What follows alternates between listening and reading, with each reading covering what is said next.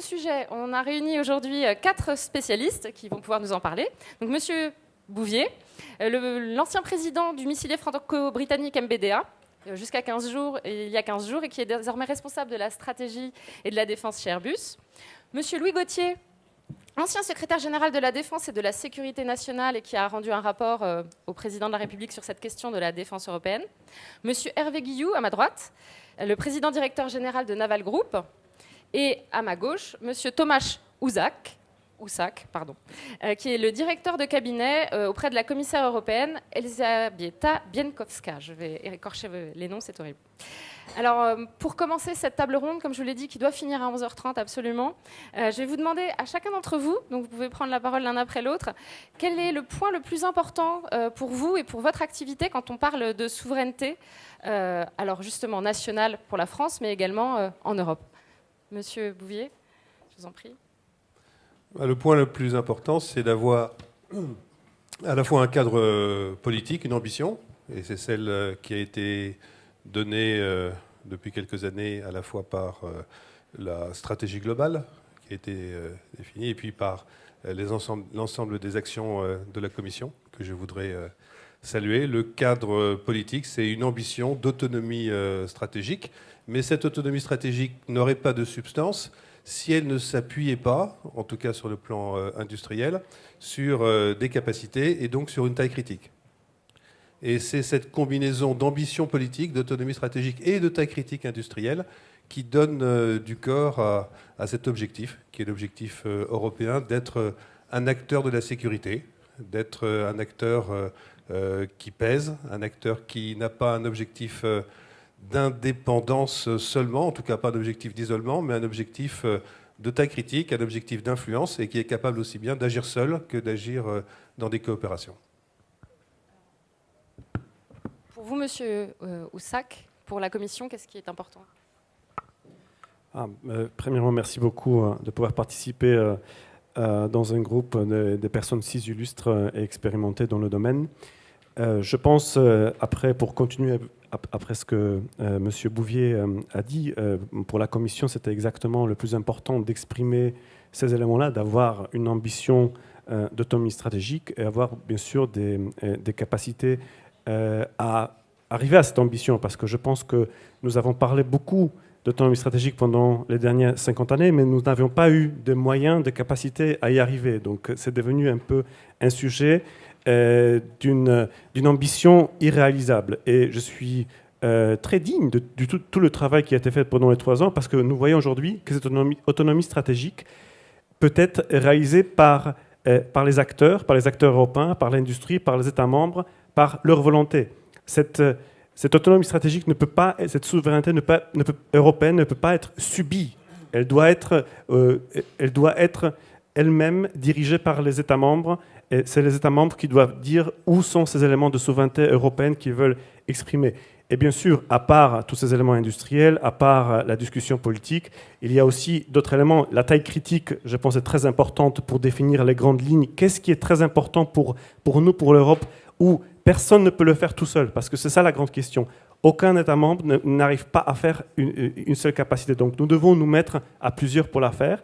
Mais je pense qu'à part la taille critique, et bien sûr la Commission est ici un acteur qui aide, nous regardons des choses comme la structuration des coûts, la diversification, l'agilité, l'innovation, parce que ce sont ces éléments aussi qui vont nous guider, qui vont guider la souveraineté européenne dans certains domaines sur la bonne voie.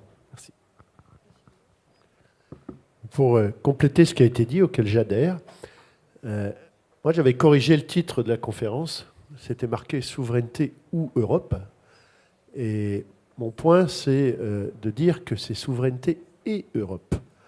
La souveraineté, c'est la souveraineté des peuples et des États. Et l'Europe, c'est un moyen formidable d'exercice de cette souveraineté en permettant justement de trouver des écosystèmes plus larges, en permettant de favoriser des alliances entre les États à travers le véhicule européen, à 2, à 3, à 5, à 12, à 27. Mais le plus important, c'est de ne pas opposer la souveraineté des États et l'Europe, qui est un outil formidable pour arriver finalement à résister dans un monde qui est devenu multipolaire. Dans le domaine du naval, historiquement, il y a 15 ans, les Européens étaient seuls sur le marché mondial, divisés, mais seuls. L'année dernière, un Chinois, CSCC, est devenu premier mondial devant les deux Américains et devant nous qui étions troisième mondiaux. Un Russe sera deuxième mondial en 2020 et aucun État souverain européen n'a la taille critique pour soutenir sa BTID, à la fois en termes de compétences et en termes de compétitivité, si elle ne veut pas chercher en Europe, et grâce à l'Europe, les alliances nécessaires au partage des frais de R&D, à la recherche de la taille critique sur la supply chain, à la protection de son indépendance de décision, en ayant un choix de technologie suffisant. Et donc, si nous ne voulons pas, finalement, être obligés de perdre notre souveraineté, nous devons construire l'Europe. Écoutez, moi, j'interviens donc après 3 très brillantes définitions. Alors, je vais mettre juste un peu de poil à gratter parce que cette question... Donc, je suis d'accord avec à la fois la manière dont Antoine a posé le débat et ensuite comment il a été complété, et encore à l'instant par Hervé Guilloux. Ce qu'il y a, c'est que je me méfie un peu de ces batailles terminologiques, parce que si aujourd'hui on parle de souveraineté, c'est parce qu'il est devenu impossible de parler d'autonomie. Il faut se dire les choses très franchement, parce que ce que disent les documents, que ce soit la stratégie, que ce soit le plan Juncker, etc., c'était l'autonomie.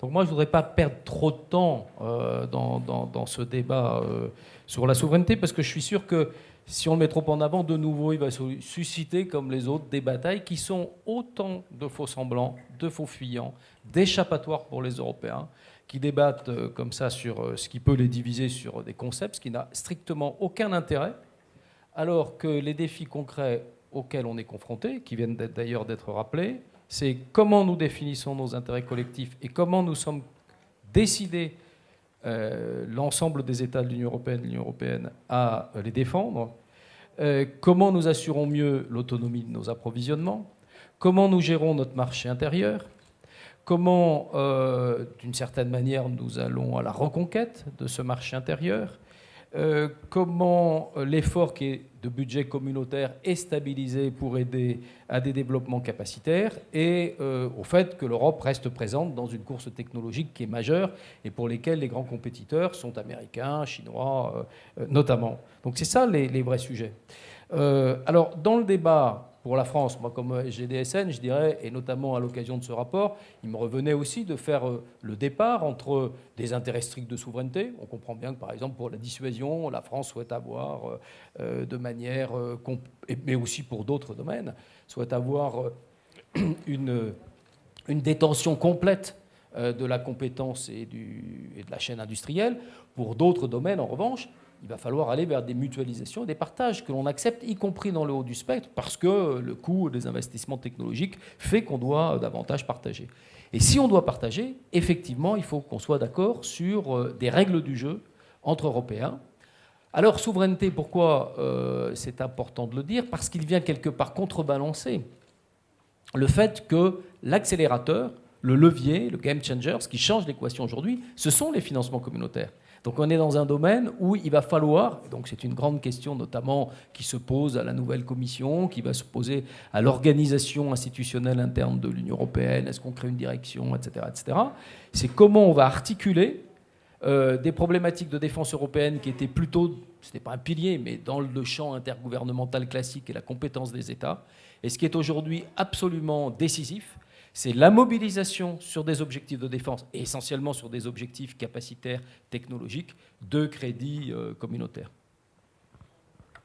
Alors, peut-être qu'on peut revenir justement sur ce point qui est celui d'une souveraineté qui est à la fois technologique, qui est faite en partie par l'Europe avec des financements, et revenir sur la question de la taille critique, parce que j'entends que c'est quelque chose dont chacun parle. Alors comment est-ce que vous pouvez la définir et quelles garanties elle offre à la fois en Europe et puis pour les entreprises du secteur comme le sont MBDA ou Airbus? Alors, si on parle de taille critique, il faut peut-être partager quelques chiffres. Si on prend comme référence non pas les budgets de la défense, mais au sein des budgets de la défense, ce qui est consacré à la technologie, au développement et au procurement.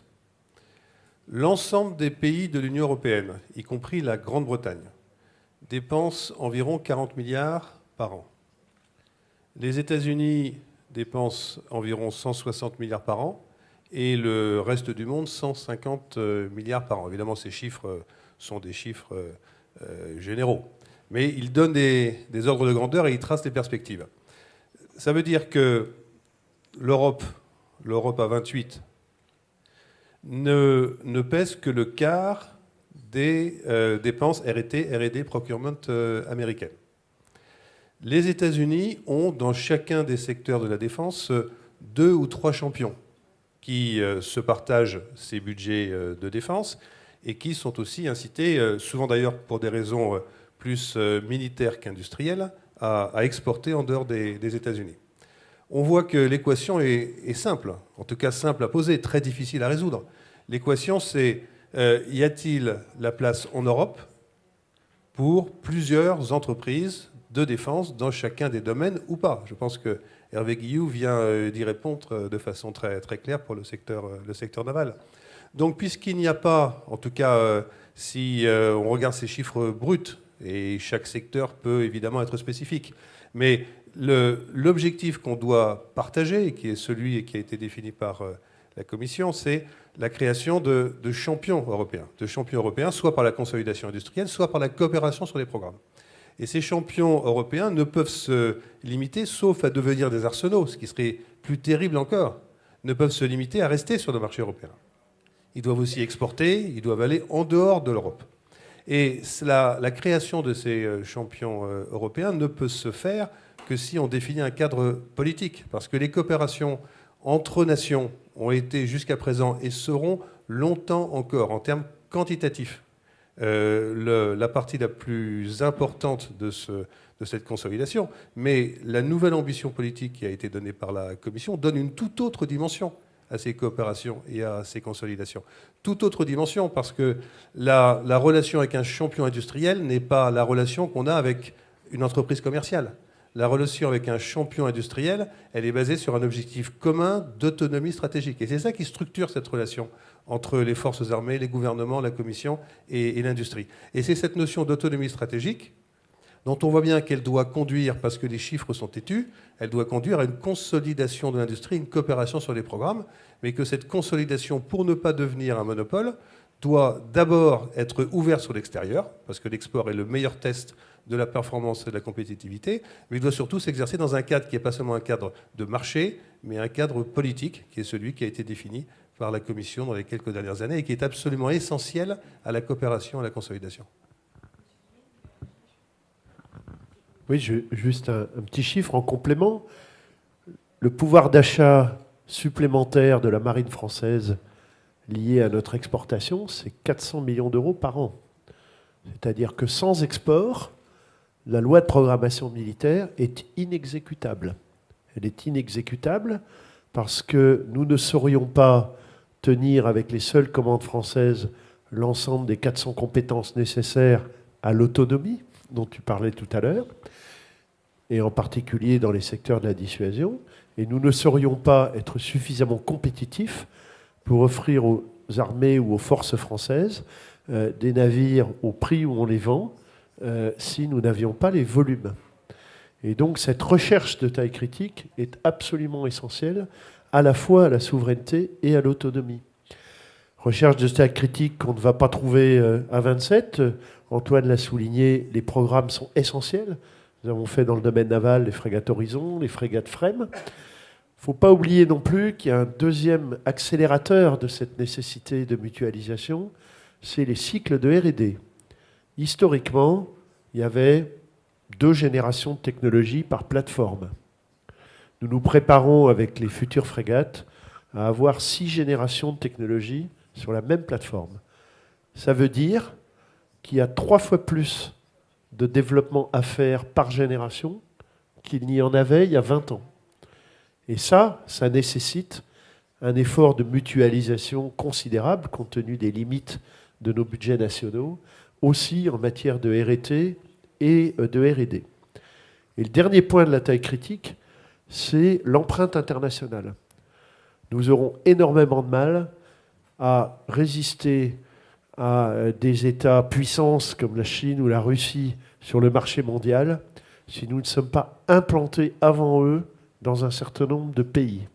Et là, historiquement, les pays coopérant avec l'Italie ou avec l'Allemagne ou avec la France ou avec l'Espagne sont beaucoup plus complémentaires que séquents. Et donc si nous arrivons, et c'est ce que nous cherchons à faire avec l'Italie, à compléter nos lieux d'implantation, parce que Fincantieri a 15 implantations dans des pays et que nous en avons 10 et que ce ne sont pas les mêmes pays, eh ben on a un effet multiplicateur sur notre marché international qui est lui aussi considérable. Donc c'est à la fois de la taille critique en Europe dans notre BTID, mais aussi de la taille critique dans la gamme de produits et dans l'accès au marché export par une meilleure implantation à l'international. Alors, sur la taille critique, nous essayons de la regarder de 3 perspectives. Et c'est une perspective aussi du sort comment expliquer à l'opinion publique que nous avons besoin de regarder cette perspective. Premièrement, la question de l'économie d'échelle. Si nous regardons, et ça je pense que c'est la perspective la plus simple, parce que si on regarde qu'en Europe nous avons 20 types de véhicules blindés ou aux États-Unis on n'a qu'un type, ça montre très bien qu'il y a un problème et qu'il y a un argument très fort à régler dans ce domaine. Les 2 autres sont un peu plus compliqués, parce que nous savons qu'il y a des segments dans lesquels les barrières de l'entrée en termes d'investissement financier deviennent tellement important qu'il est très difficile pour une compagnie, même une très grande compagnie européenne, de rentrer tout seul. Alors c'est à ce moment-là que seulement une action collective peut permettre à arriver à un résultat, arriver à une capacité avec laquelle l'Europe pourrait être compétitive globalement. Si nous regardons dans le futur, par exemple, un avion de combat, peut-être un tel exemple où l'Europe aurait un intérêt à y travailler ensemble. Finalement, on doit aussi regarder la question de la taille critique du côté qui est le client final. Et le client final, c'est l'État. Donc s'il n'y a pas d'assurance à la fin que les États ne seront pas clients, les compagnies aussi ont un grand problème à se mettre ensemble et à travailler sur un projet important. Mais là où la Commission peut arriver, c'est apporter des instruments financiers qui pourront, par exemple, jouer sur la question qui est-ce qui a besoin et quand de cette capacité et quelles sont les possibilités budgétaires. Donc, en fait, adresser une question qui est aussi aujourd'hui primordiale, c'est la désynchronisation du budget des 27 États membres. Je ne parle pas ici que le but de la Commission, c'est de synchroniser le budget de défense, ce n'est pas du tout le cas, mais d'agir sur la question de la désynchronisation, parce que c'est ça où est le problème. Il y a un État qui aura besoin de cette capacité dans 2 ans, un autre dans 5 ans, un autre dans 7 ans. Donc la participation dans le coût, en agissant par les instruments financiers, peut alléger beaucoup les questions budgétaires et par exemple permettre aux États membres de reprogrammer ces questions sur d'autres nécessités en termes de défense. Donc il y a un travail énorme à faire. Et finalement, ayant entendu M. Gauthier, et ensuite c'était un peu repris par les autres intervenants, que notre problème principal aujourd'hui, quand nous regardons cette question de taille critique, notre question d'autonomie stratégique, et je pense que c'est un énorme exercice pour la Commission future, c'est d'entamer une discussion sur la perception de l'environnement géostratégique. Parce que je pense que les 27 États membres, chacun a une autre perception des problèmes géostratégiques européens globaux.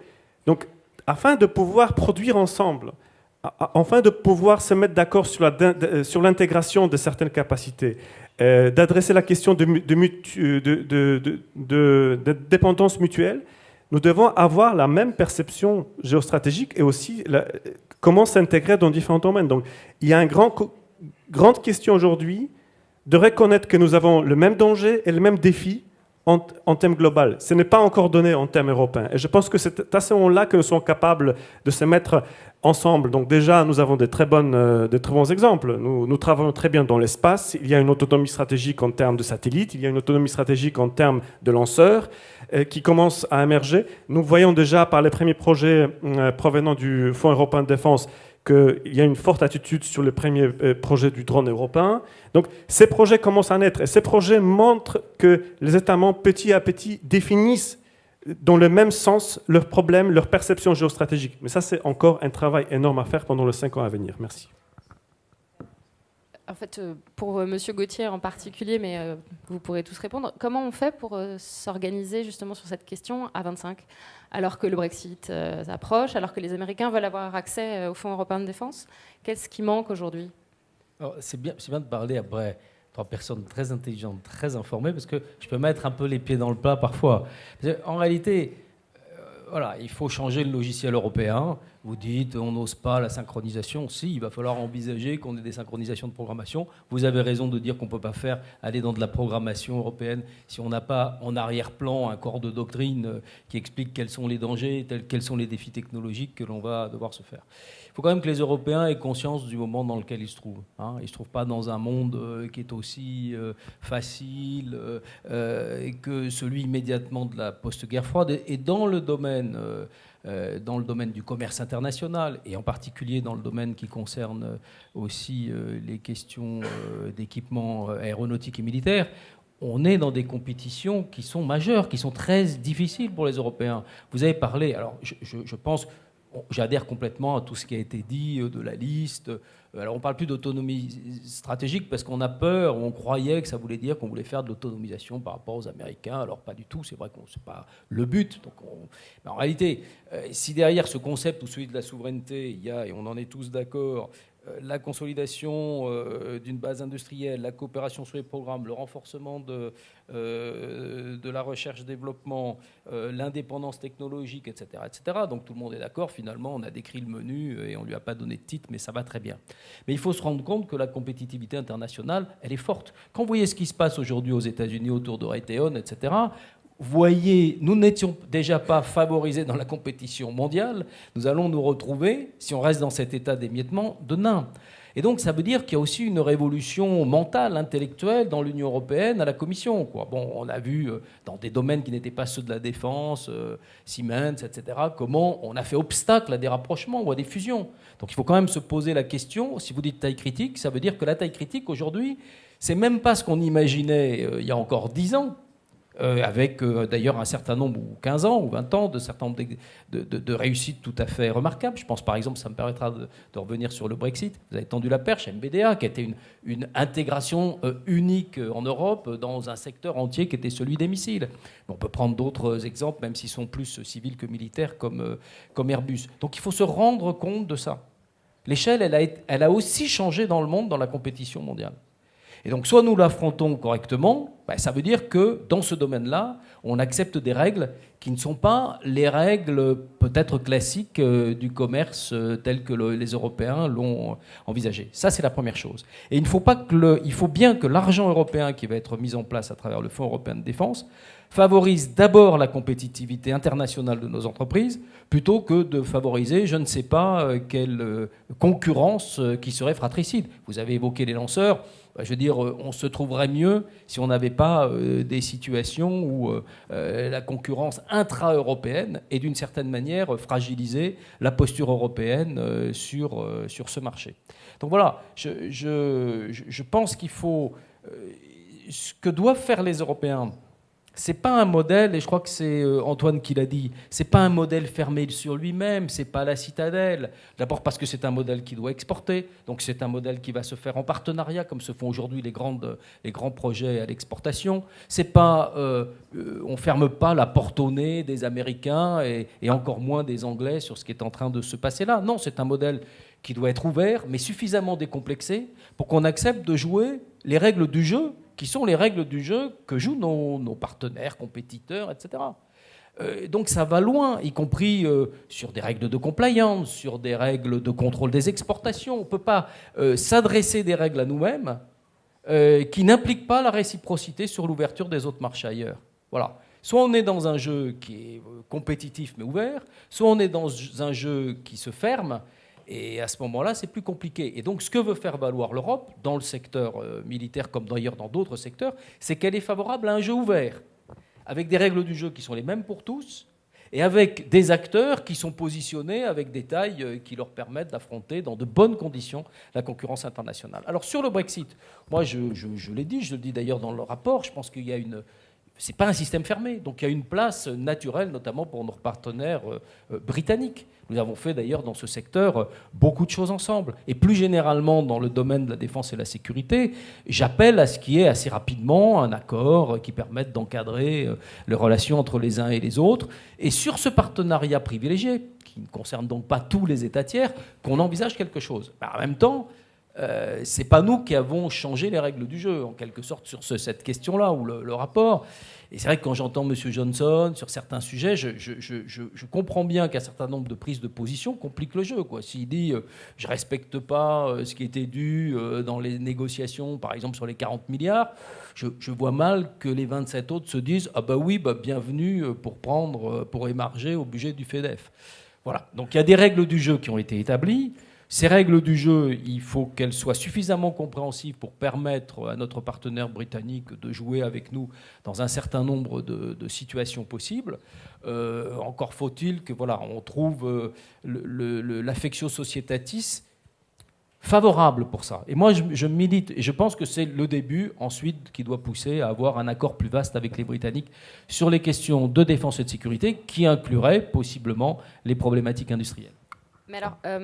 Juste pour rebondir là-dessus, comment on fait pour s'organiser à 25 si on a déjà du mal à s'organiser avec les Anglais par rapport au fait qu'ils s'en vont, si les Américains frappent à la porte du Fonds européen de défense, si on ne s'entend pas avec les Allemands, si les Polonais achètent américains, comment on fait pour faire une Europe de la défense dans ce contexte?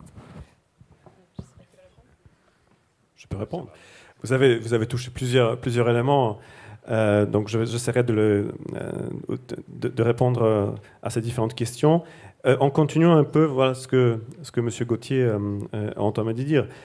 Nous vivons dans une économie globale, premièrement. L'économie globale aussi touche la défense et nous devons travailler avec nos partenaires. Nous ne pouvons pas s'échapper de ça. Et d'ailleurs, la proposition de la Commission européenne sur le Fonds européen de défense était au début même, je dirais, beaucoup plus ouverte. C'est le Conseil qui a changé sur certains éléments de manière très légitime, touchant purement à une seule question. Tous ces changements sont liés fortement à cette question de souveraineté et surtout de sécurité. Parce que l'élément principal qui est lié toujours au fond, et les conditions, donc le fonds n'interdit pas de coopération internationale, plus le fonds n'interdit pas que certains éléments de capacité soient produits en nord de l'Union européenne. Le fonds n'interdit pas que ces capacités soient produites aussi par des entités qui sont contrôlées par des entités qui sont en dehors de l'Union européenne. Donc tout ça existe, mais il y a certaines conditions qu'il faut respecter. Et notamment, tout va jusqu'au point d'assurer qu'à la fin, la capacité dont l'Union européenne va disposer, qui sera financée par le Fonds européen de défense, que l'Union européenne en disposera réellement, que personne ne pourra pas dire de l'extérieur non, mais ça vous ne pouvez pas en disposer, non, ça vous ne pouvez pas vendre, ça vous ne pouvez pas, ou bien on ne vous ajoutera pas l'élément décisif de cette capacité. Donc, en fait, c'est ça la condition du Fonds européen de défense, mais jamais on n'a pu avoir d'interdiction. Maintenant, je dois aussi dire, pour deuxième chose, nous ne sentons pas de péché spécifique, par exemple, vis-à-vis des États-Unis. Les États-Unis étaient informés sur le Fonds européen à partir du jour 1. Moi, personnellement, je me rendais régulièrement au Conseil nord-atlantique de l'OTAN pour faire des briefings sur ce, depuis 3 ans, ce que l'Union européenne faisait en question du Fonds européen de défense. Et jamais on n'avait eu de critique du côté américain sur ça. Cette critique est venue très récemment, avec une ampleur assez importante. Mais ce que je voulais dire, parce que vous avez mentionné comment se mettre d'accord à 25, je dois vous dire que je suis pas surpris. Je suis très content d'annoncer que pour l'instant, l'Europe a très fortement résisté à toute tentative de désamorcer les solutions qui étaient trouvées au niveau du Parlement européen et du Conseil, parce que l'Europe s'est retrouvée très très unie, même ceux qui achètent américains, vous les avez mentionnés. se sont retrouvés unis sur ce côté-là. Bien sûr, ça demandera de l'Union européenne la continuité de discuter, parce que plus on rentrera dans une discussion où on n'a pas la même vision des intérêts stratégiques, la même perception géostratégique, on risque encore une fois d'être affaibli. Donc ça, je reviens sur ça sera toujours mon message d'aujourd'hui. Nous devons débattre sur nos intérêts géostratégiques, parce que c'est la clé de nous tenir tous ensemble dans tous ces éléments de la défense. Alors, bien sûr, si nous regardons ça de ce côté-là, la question du Brexit, je suis encore très content d'annoncer que jamais auparavant, surtout pendant les 2 dernières années, les Britanniques n'étaient pas si favorables à l'intégration de défense européenne. Donc, je pense qu'ils en resteront aussi après le Brexit. C'est vrai que cette discussion est très compliquée. On ne sait pas sur à la fin, si le Brexit aura lieu, quand il aura lieu, sur quelles conditions. Ça complique aussi nos discussions, nos vraies discussions aussi stratégiques avec les Britanniques dans le domaine de la défense, je suppose. C'est un élément perturbateur. Mais bien sûr, à la fin, ça c'est mon opinion personnelle, on devra trouver un élément de coopération, parce que c'est une coopération vitale, je pense, pour les deux. Maintenant, ces retrouvailles, peut-être seront très difficiles, parce qu'il y a certaines annonces, certaines positions compliquent les discussions. Si c'est un Brexit sans deal final, ça va encore compliquer les choses. Mais je crois profondément, je suis la ligne de M. Gauthier, nous devons faire tout pour se retrouver au plus vite dans ce domaine, et de mettre aussi sous certaines conditions les éléments qui vont être bénéfiques pour l'Union européenne. C'est, je pense, le sujet très important à venir. Peut-être juste 2 points. Antoine et moi étions au conseil d'administration de l'Agence européenne des industries de défense en Espagne la semaine dernière. Et l'industrie a unanimement approuvé, y compris l'industrie britannique, une lettre de soutien à la Commission européenne dans toutes les actions, et de remerciement d'ailleurs à la Commission pour toutes les actions qu'elle a menées pour créer ce cadre dont nous avons besoin pour construire cette BTID européenne de la défense. Ce cadre, il est tout à fait important, même si moi je ne me fais aucune illusion. C'est pas soit on fait des programmes en franco-français, soit tout se fait à 25 dans tous les domaines. C'est pas du tout comme ça que ça va se passer. Ce qui est important, c'est d'avoir un cadre communautaire, et après, en respectant l'autonomie et ou la liberté de décision de chaque nation, on construit les briques une par une de façon très très pragmatique. L'actualité nous a rappelé, il y a 10 jours, moi j'étais sidéré, Airbus a 50 ans. Rendez-vous compte, on a mis 50 ans à construire Airbus. On a l'impression que c'est encore une jeune société dirigée par des jeunes dirigeants, mais Airbus a 50 ans. On a mis plus de 100 ans à construire notre BTID en France dans le domaine des sous-marins, 120 ans. C'est du long terme, donc ça va se construire pas à pas, de façon pragmatique, segment par segment, bilatéral, puis trilatéral, puis quadrilatéral, comme c'est le cas pour MBDA, qui a déjà 20 ans, si j'ai bonne mémoire. Donc voilà, faut mettre ça dans le temps. Par contre, le cadre fondamental, parce qu'il n'est en tout cas pas question, vu de l'industrie, d'aller investir dans cette durée, 5 ans, 10 ans, 20 ans, 30 ans, pour construire une base de connaissances, une base industrielle dont nous n'aurions pas la liberté d'usage. Donc la capacité, et c'est ça qui en particulier, je pense, en arrière-plan de la discussion avec les Américains, la capacité des pays européens à disposer d'eux-mêmes et à disposer de leurs connaissances et de leurs ingénieurs sans se faire bloquer par des lois extraterritoriales qui s'imposeraient à l'Europe est absolument fondamentale. Parce que l'Europe, ou les nations européennes qui seront dans ces programmes, doivent pouvoir décider librement et sans contrainte de l'usage des informations, des développements ou des produits qu'elles auront développés dans ce cadre communautaire. Et c'est ça le fond du sujet. Ça ne veut pas dire que c'est fermé aux autres, mais ça veut dire qu'il faut tenir extrêmement fermement sur le fait que ce que l'Europe a financé en Europe et pour l'Europe, l'Europe en a, ou les pays européens qui l'ont financé, en ont la liberté d'usage et la liberté de décision, y compris à l'export. Et ça, c'est une exigence absolument fondamentale. La deuxième exigence, c'est clair que si on doit avoir sur notre territoire un certain nombre de capacités souveraines, ce n'est pas juste pour 3 ans, c'est pour 10 ans, c'est pour 30 ans. Il faut être certain de la pérennité de ces engagements dans la durée, parce qu'une BTID, ça ne se construit pas en 3 ans. BTID, ça se construit en 30 ans, 50 ans ou 100 ans. Alors, juste pour conclure, pour garder 5 minutes pour les questions, et puisque vous parliez de pragmatisme, quelle serait justement pour la base industrielle la prochaine étape véritablement utile que vous attendez de la Commission pour vous aider justement à avoir les éléments qui vous manquent? On voit bien que vous parlez des réglementations ITAR ou extraterritoriales. Monsieur Bouvier, sur cette question.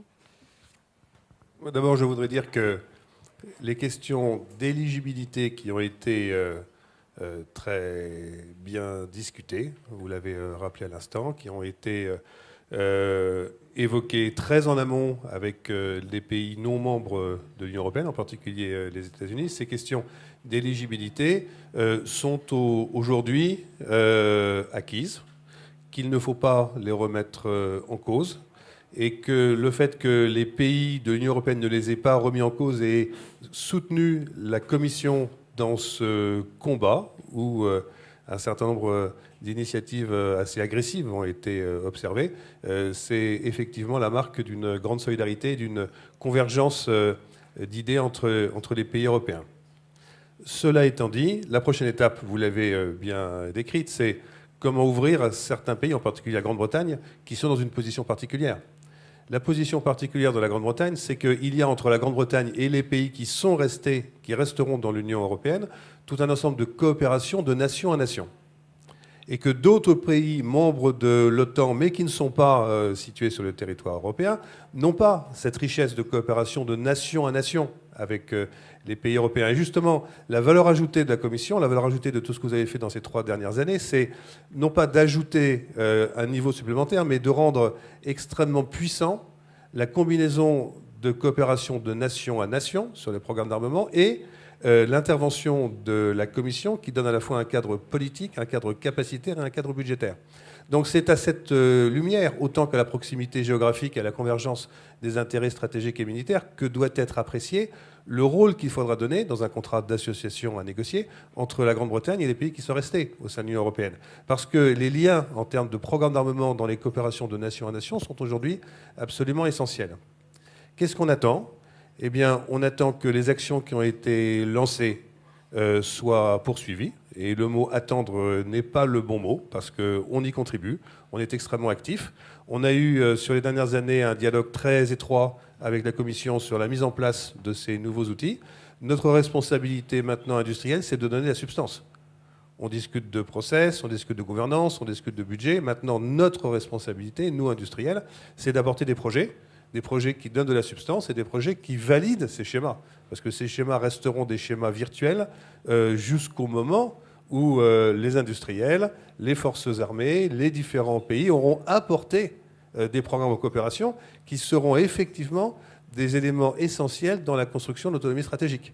Parce que les 13 milliards qui peuvent être éventuellement réduits sur quelques années devraient être comparés aux 40 milliards dépensés par les pays de l'Union européenne, aux 160 milliards dépensés par les États-Unis. Donc on voit bien que lorsqu'on est dans cette équation budgétaire, il faut donner un éclairage politique. Et que le test ultime pour choisir les projets devra être la question, ce projet contribue-t-il de manière significative ou non à l'autonomie stratégique européenne ?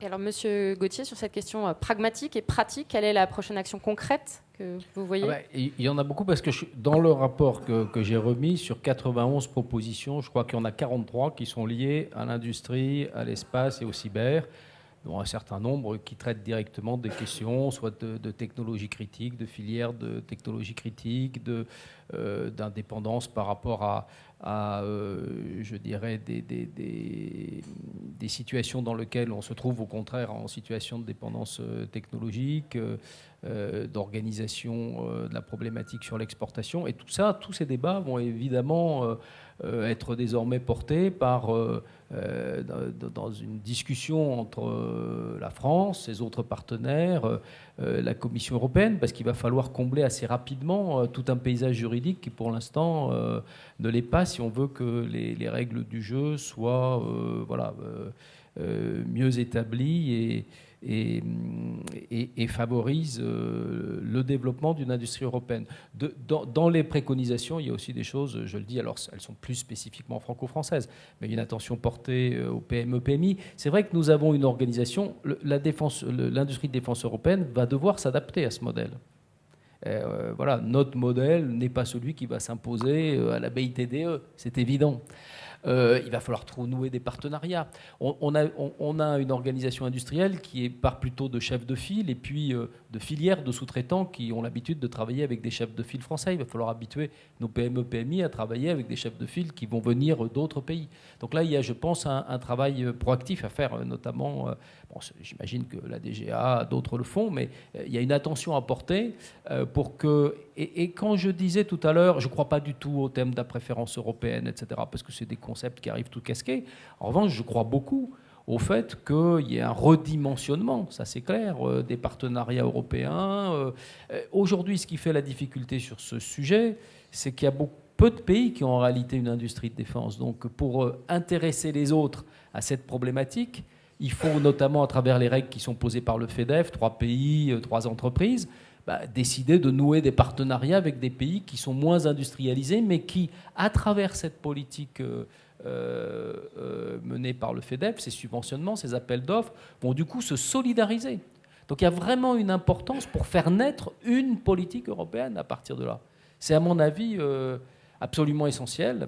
Et je le redis, le rapport met l'accent évidemment sur la dimension militaire. On ne peut pas imaginer qu'il y ait un découplage, comme certains l'avaient imaginé, entre la dimension capacitaire et la dimension militaire. Vous avez raison, on a besoin d'une doctrine, on a besoin de voir où sont les intérêts stratégiques, les défis stratégiques et technologiques du futur. Il y a une problématique de sécurité pour les Européens qui est nouvelle, qui ne saurait pas, à mon avis, prendre correctement en compte. Et puis, l'élément le plus moteur, c'est celui, évidemment, du capacitaire et de l'industriel. Donc, il ne faut pas rater ce rendez-vous. Il y a une chance formidable, il y a une ouverture formidable aujourd'hui. Bon, alors avec simplement le fait que l'année 2019-2020, elle est une année d'installation de nouvelles autorités, de nouvelles instances, et il faut très vite que, d'une part, les choix qui ont été pris antérieurement soient complètement confirmés, et puis que, d'un point de vue institutionnel, on débouche très vite sur un schéma qui permette d'aller vite, parce que le monde ne nous attend pas, et l'Europe, c'est en fonction du monde qu'il faut la faire désormais. Ce n'est pas dans les modèles auto-référencés de la création de l'Union européenne, c'est par rapport aux règles du jeu mondial. Alors, il reste quelques minutes pour des questions, en priorité pour M. Guillou, avant qu'il doive partir. Est-ce que vous avez des questions ? Vous avez 10 minutes. Bon. Non ? D'autres questions ? Personne ne se lance ? Peut-être un point sur le timing pour reprendre les propos de Louis. Quand on a lancé les programmes européens, il y en avait de nombreux dans les années 80, on les construisait à la vitesse des budgets des nations, à la vitesse des travaux d'état-major, à la vitesse des coopérations possibles entre les DGA des différents pays. Et la vitesse d'exécution, vous disiez, qu'est-ce qu'il faut faire de concret ? La vitesse d'exécution, elle est maintenant commandée, non plus par la vitesse perçue par les Européens, mais par la vitesse du marché. Et c'est ça qu'il faut comprendre. Et il faut répéter again and again que la question, c'est plus de savoir combien de temps on va mettre pour se mettre d'accord sur tel et tel objectif d'état-major, c'est que pendant ce temps-là, les Chinois sont premiers mondiaux, que les Russes font 17% de croissance par an, qu'on voit arriver les Coréens, qu'on voit arriver les Ukrainiens, les Indiens, et tout un tas de nouveaux entrants sur les marchés. Et quand les places seront prises sur le marché, ce sera trop tard. Et donc, autant au début des années 80 ou des années 90, finalement, on construisait un idéal européen. Maintenant, on se bat pour notre survie. Et donc, très concrètement, disiez que j'étais pressé. Je pars à la Spezia pour signer une JV avec les Italiens, parce que c'est comme ça qu'il faut construire petit à petit, brique à brique. Je ne sais pas si on mettra 50 ans, Antoine, pour construire la même chose qu'Airbus dans le naval, mais en tout cas, il faut commencer, et c'est très, très urgent, parce que ce sont les premiers qui démarrent, qui finissent par conduire leur futur. Et notre objectif dans l'industrie de défense, c'est de ne pas nous retrouver comme Tata et ThyssenKrupp interdits d'associer leurs forces dans la sidérurgie, de ne pas se retrouver comme Alstom et Siemens interdire de s'associer dans les TGV alors qu'ils ont déjà rétrogradé de 5 à 10 places dans le classement mondial dans les 15 dernières années, et donc de conduire notre futur avec pragmatisme plutôt que de le subir quand ce sera trop tard.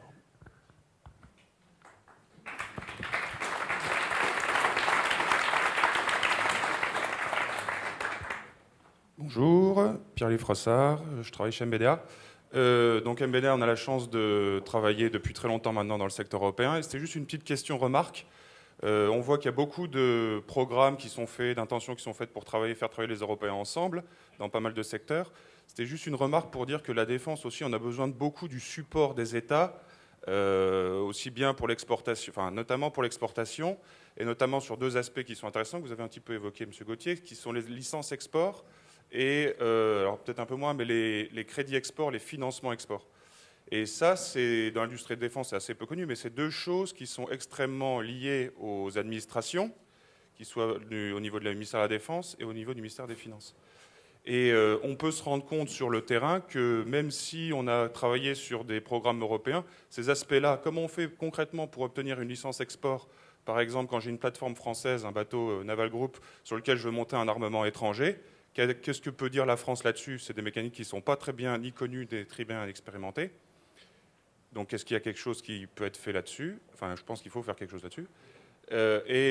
L'autre aspect, c'est le financement export. Aujourd'hui, donc, vous allez faire un missile ou un bateau en coopération.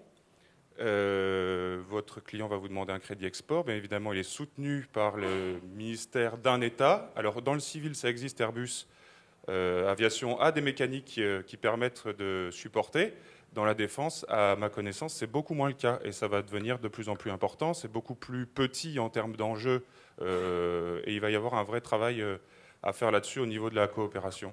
Alors, est-ce que vous travaillez là-dessus et qu'est-ce que vous pensez de ça?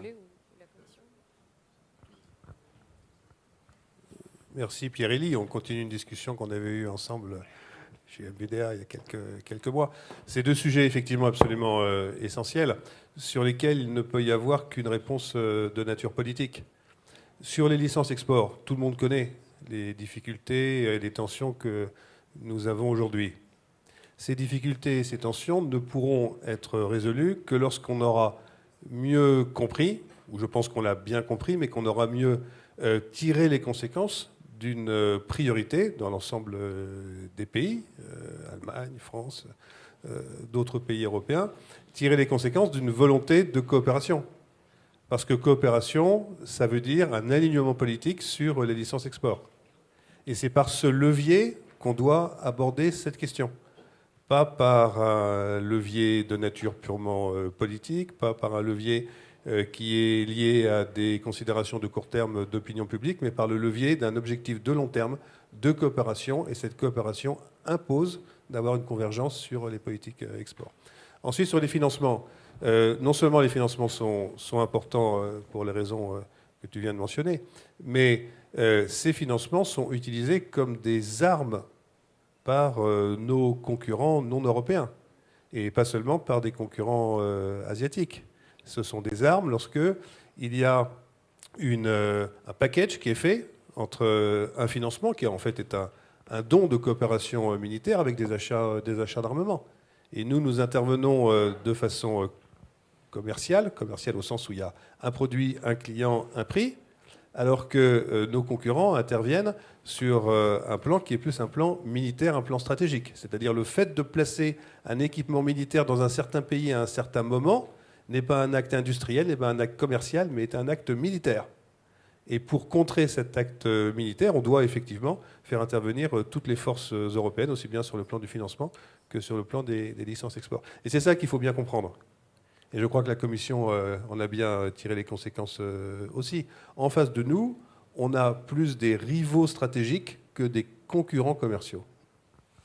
Oui, politique, tu as raison. Je pense qu'en même temps, il faut être assez pragmatique. C'est-à-dire qu'il faut que on s'entende pour aller vers une harmonisation des positions à l'export. Je pense que la première étape laisse encore entre les mains des États la décision d'exporter et probablement encore, il faut être, la décision d'assurer ou des financements export.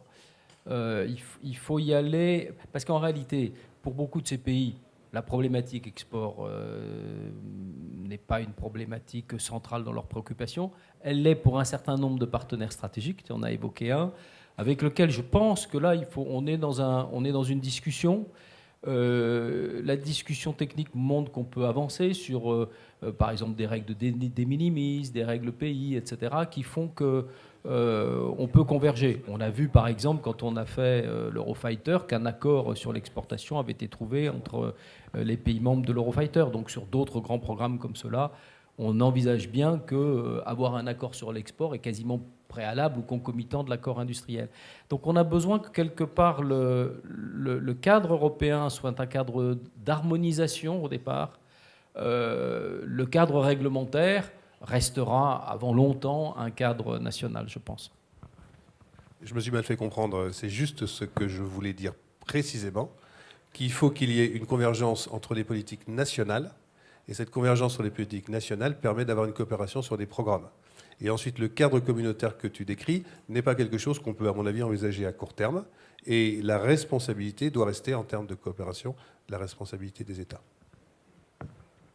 Je crois qu'il faut qu'on libère la salle. Merci à tous d'avoir suivi cette table ronde. Merci à nos intervenants.